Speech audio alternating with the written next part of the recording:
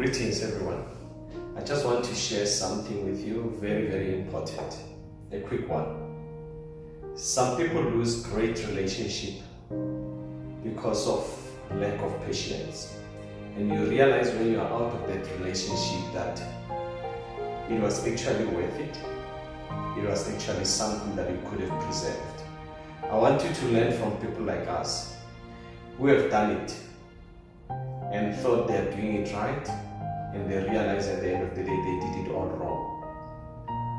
The reason was right, but how it was done, it's wrong. It could have been done in a better way.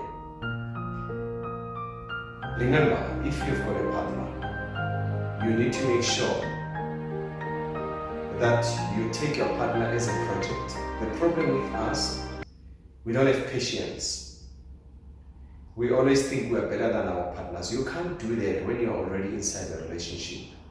You need to understand that in a relationship, there's absolutely no way it can survive if one of you is not bringing him or herself down. Some people say you're stupid. Some people say you rely on a woman, you rely on a man, but it is what it is. You should remember at the end of it all, when all the peak level of that love has subsided, you need to maintain or strengthen yourself to be able to sustain that affair. The challenge with many people is that they get into an affair so quick that they didn't learn the person, they didn't understand the person. It's all about, I've got this partner, I've got this woo-ah partner. But it's very important. And let me get into the main topic actually, what I want to say. It will be very quick. The topic is called honesty of a man. I'll talk about men because 70 to 80% of marriage problems are coming from the male side of things, are dominated by males. Honesty of a man has to do with 4 quick things. It has to do with the spiritual side. It has to do with the financial side. It has to do with theft of character. And it has to do with, I'll think of the other one. But a quick one. When you are spiritually, when you are in a relationship, because remember, you go out gallivanting as a man. You going out to Galabant, you find another woman out there. Now when you find another woman out there, you sleep with them. When you sleep with them, spiritually, you are depositing, they are depositing some of their spiritual attachment to you. And when you go and sleep with your wife, you are actually depositing the spiritual attachment from the other woman to your wife. That's number one. That's from a spiritual perspective.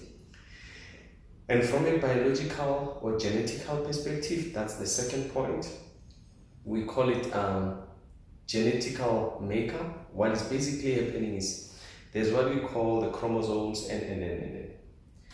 When you have, you are used to sleeping with your partner, obviously without using contraceptives, you are married and.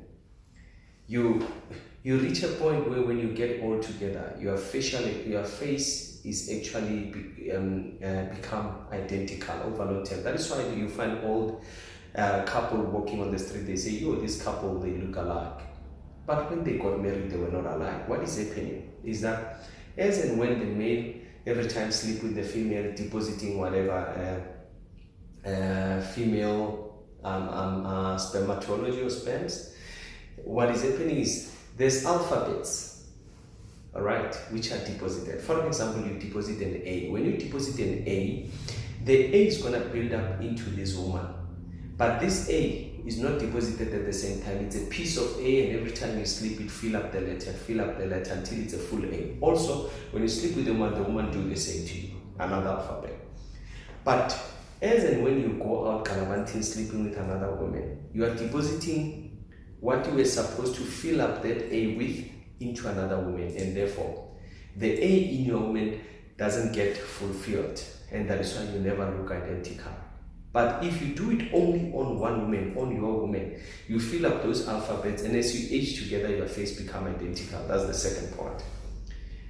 The third point is, from an expenditure mathematical point of view, is that if you have your wife and you are buying a bride pack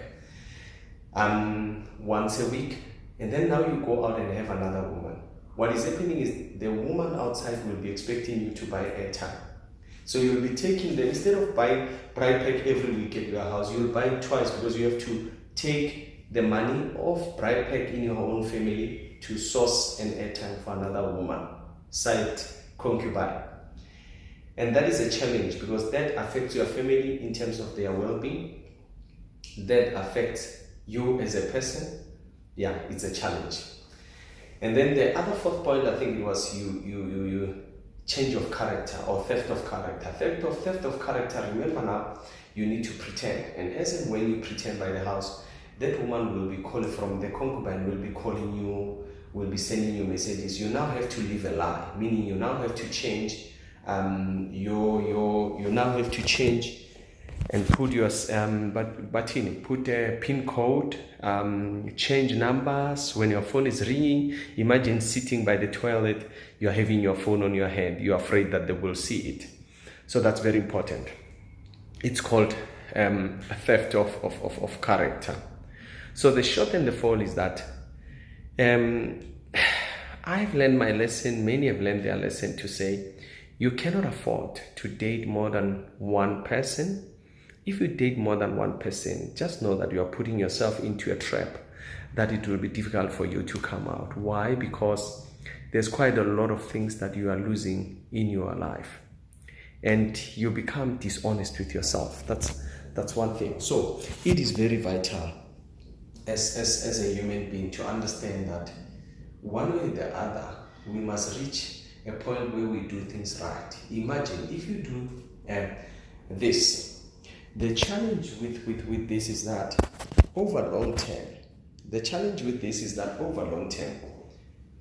your family suffer, your children don't get the support they need, they don't get to be exposed to your father because of time consumption by other concubines. It's a challenge.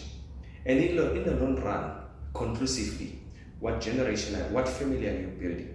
Your family will be dilapidated, your family will be challenged, and therefore that family lead to a generational challenge, community challenge. And for that reason, that is why you find most people in our community, they don't have a sense of humor, they don't know how to treat a woman, they don't know how to treat a husband, they don't know how to treat a wife, they don't know how to treat kids, because they never spend time in finding a formula of happiness within.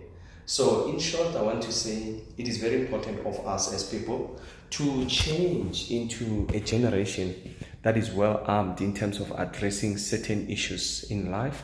It's very key as people to know that things need to be done the right way. The fact that we have done them wrongly in the past does not necessarily mean we can do them wrong again this time.